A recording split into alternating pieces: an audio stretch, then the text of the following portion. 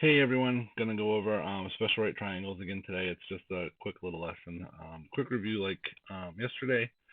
Then you'll have some problems to work on between each type, um, and then we will move on Monday to trigonometry.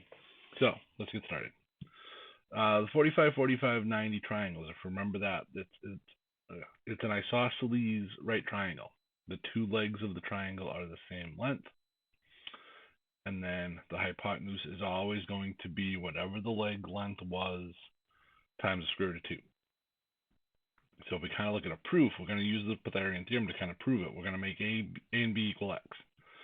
So when we start off with a squared, or well, this here it's c squared plus equals a squared plus b squared, we're going to plug x in for a and b, and we end up with x squared plus x squared equals c squared. So you'll combine your like terms. You're going to have 2x squared equals c squared.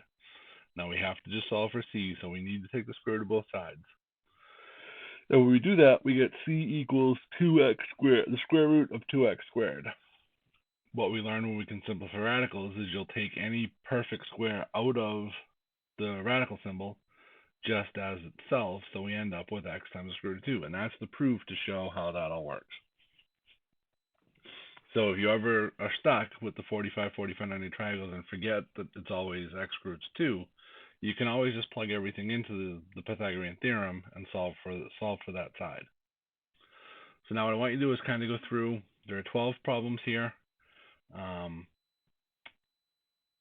You're trying to find the different variables, so the different missing sides. So take some time, enter your answers into Edpuzzle when you're finished, and then come back and check your answers.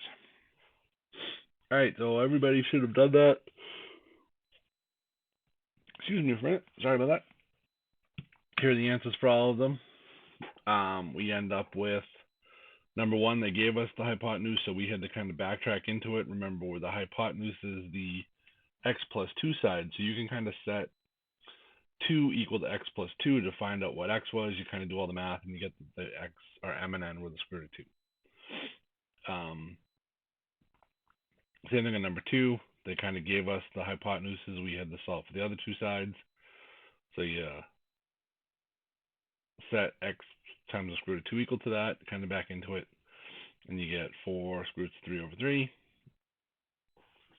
Number 3, they gave you a leg, so the other leg is the same measurement, and then x is just that leg times the square root of 2, which works out to be 9.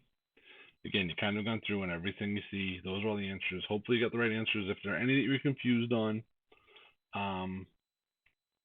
just send me an email, and we'll kind of go over it on Monday in class before we start into the trig. All right, so then we have the 30, 60, 90 triangles. Those are the triangles that are half of an isosceles or an equilateral triangle, but they have their own special rules. That the shortest side of the triangle is going to be the x side. The hypotenuse is always going to be double the x side because it is formed from an equilateral triangle. And then the third leg, we're going to go through proof to show what it is, but if you remember correctly, the third leg is always going to be the short leg times the square root of 3, so x squared root of 3. So they just kind of simplified their proof here. They were trying to solve for a, so they know a squared plus b squared equals c squared, so they just kind of moved b squared already to the other side, and they have a squared equals c squared minus b squared here, this first line. That's what that first line is. So they've plugged in the hypotenuse, which was 2x. They plugged in x for the b. They squared those to try to find a squared. So when they've multiplied that through, they have a squared equals 4x squared minus x squared, which we know we combine our like terms. We're left with a squared equals 3 times the 3x squared, sorry. Again, we have to take the square root of both sides to solve for a. So we find out that a is going to equal the square root of 3x squared. Again, we can pull the x squared out because it's a perfect square.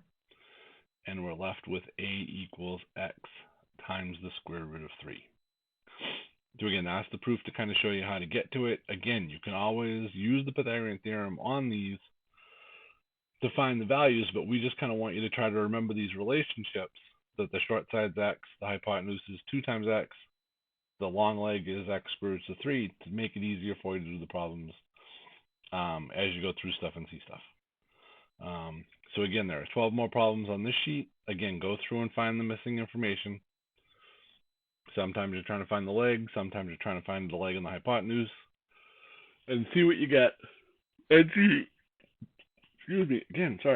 enter your answers into Edpuzzle, and then come back and check your answers. Okay, hopefully that didn't take too long. Here we go with our answers. Again, on the first one, we'll kind of work through that. We've given the hypotenuse, which is the 2x side, so I know my short side then, whereas y, the short side is always the side opposite 30-degree angle as well. That's just going to be 8, which is just 16 divided by 2. So then my long leg is 8 times the square root of 3.